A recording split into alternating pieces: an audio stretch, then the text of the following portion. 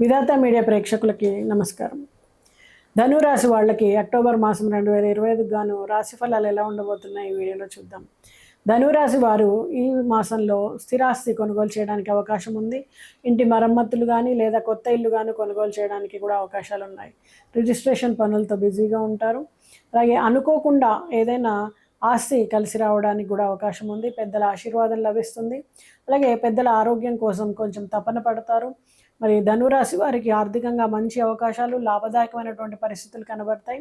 మరి కొత్త పెట్టుబడులు కానీ, వ్యాపార ఇన్వెస్ట్మెంట్లు కానీ చక్కటి సానుకూలమైనటువంటి ఫలితాలను ఇస్తాయి. అనుకోకుండా ఖర్చులు పెరగవచ్చు. రాజకీయ రంగంలో గుర్తింపు, రాజకీయ పరంగా నాయకత్వ అవకాశాలు మీకు లభిస్తాయి. సమాజ సేవలో పాల్గొనేందుకు గాను మీకు చక్కటి గుర్తింపు లభిస్తుంది. కొత్త వ్యక్తుల పరిచయం మీకు ఆనందాన్ని ఇస్తుంది. వాళ్ళ ద్వారా మీకు ఎన్నో పనులు జరుగుతాయి. విరోధులు మీకు చిన్న చిన్న సమస్యల్ని ఇవ్వచ్చు. వ్యూహాత్మకంగా ముందుకెళ్ళండి. వ్యాపార రంగంలో కొత్త అవకాశాలు, ప్రాజెక్టులు లభించవచ్చు. అలాగే పోటీదారుల నుంచి కొంతవరకు ఇబ్బందులు ఎదుర్కొంటారు.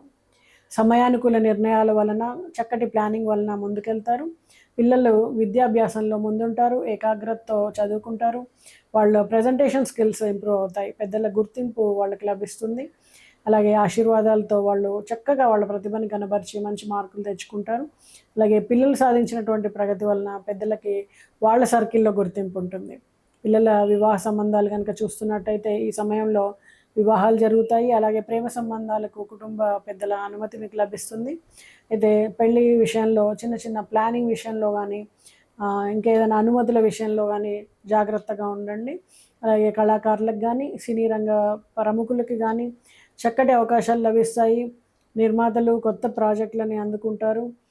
రిలీజింగ్ డేట్స్ కానీ, మార్కెటింగ్ కానీ, ప్రమోషన్ కానీ ఈ విషయాల్లో చిన్నపాటి జాగ్రత్తలు అవసరం. అలాగే విదేశీ విద్య కోసం ప్రయత్నిస్తున్న వాళ్ళకి సకాలంలో అడ్మిషన్స్, అలాగే విదేశీ విహారయాత్రలకు వెళ్తున్న వాళ్ళకి సకాలంలో వీసాలు అనేవి లభిస్తాయి. మరి విహారయాత్రల్లో చిన్న చిన్న అవకతవకలు రావచ్చు. ఆధ్యాత్మిక కేంద్రాలని దర్శిస్తారు, గురువులను దర్శించుకుంటారు. అలాగే ఆలయాల్ని కానీ, ఇతర విహారయాత్రలు కానీ ముందుంటారు. అయితే దారిలో మాత్రం చిన్న చిన్న ఇబ్బందులు రావడానికి అవకాశం ఉంది కాబట్టి అప్రమత్తంగా ఉండండి, జాగ్రత్తలు తీసుకోండి. అలాగే మీ ఆరోగ్యము విషయంలో జాగ్రత్తగా ఉండండి. ఫుడ్ పాయిజనింగ్ అవ్వడానికి అవకాశం ఉంటుంది. కాబట్టి ఏం ఫుడ్ తింటున్నాం ఏంటి కొంచెం జాగ్రత్త.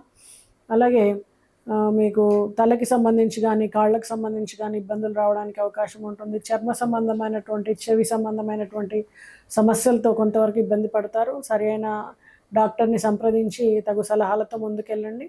మరి ఎలాంటి పరిహారాలు చేస్తే ధనురాశి వాళ్ళకి బాగుంటుంది?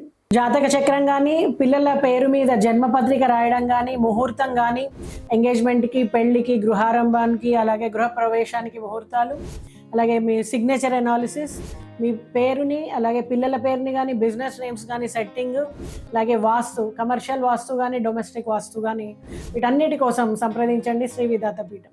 ఈ మాసంలో ధనురాశి వారు గోసేవ చేయడం, గోవుకి గ్రాసాన్ని అందించడం, పెద్దల పేరున అన్నదానం చేయడం, అలాగే పులిహోరని గ్రామదేవత గుడిలో పంచడం, నానబెట్టిన శనగల్ని ఉడికించి ప్రసాదంగా అందరికీ పంచడం, ఇలాంటివి చేయండి.